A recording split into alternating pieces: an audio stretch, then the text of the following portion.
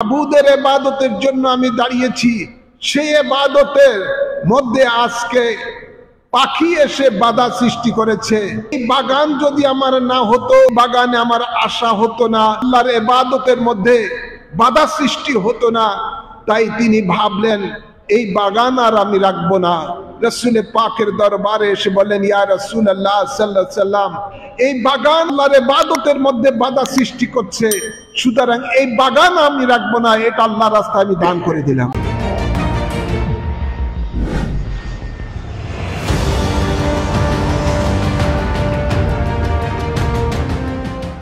রাসূল পাকের একজন সাহাবী, তার একটা আঙ্গুরের বাগান ছিল। ওই আঙ্গুরের বাগানের মধ্যে সে গেল আঙ্গুরের বাগান দেখার জন্য, পরিচর্যার জন্য। যখন ভিতরে ঢুকলেন আঙ্গুর বাগানের, তখন কাজ করতে করতে একসময় ওনার নামাজের টাইম হয়ে গেছে। তিনি ওই বাগানের মধ্যেই নামাজে দাঁড়িয়ে গেলেন। নামাজে যখন শুরু করলেন, নামাজ পড়া অবস্থায় ওনার সামনে একটা পাখি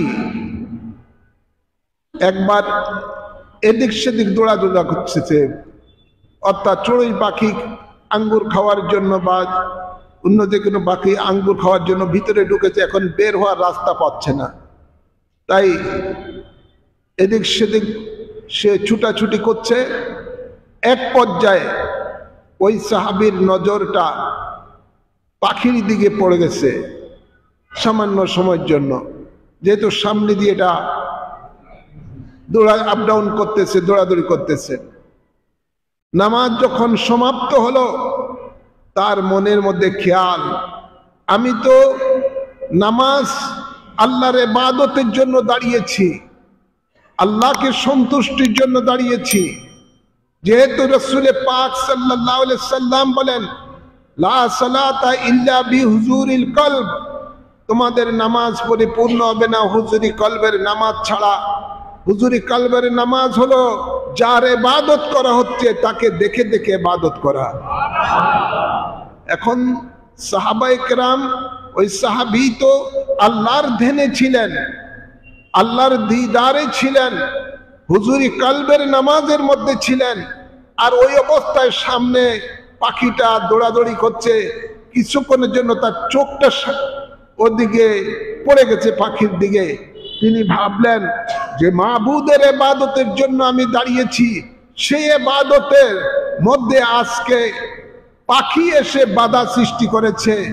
তাই তিনি ভাবলেন এই বাগান যদি আমার না হতো, তাহলে তো এই বাগানে আমার আশা হতো না, এবং আমার আল্লাহর ইবাদতের মধ্যে বাধা সৃষ্টি হতো না।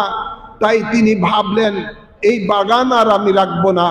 রাসূল পাকের দরবারে এসে বললেন, ইয়া রাসূলুল্লাহ সাল্লাল্লাহু আলাইহি সাল্লাম, এই বাগান আমার আল্লাহর ইবাদতের মধ্যে বাধা সৃষ্টি করছে, সুতরাং এই বাগান আমি রাখবো না, এটা আল্লাহর রাস্তায় আমি দান করে দিলাম।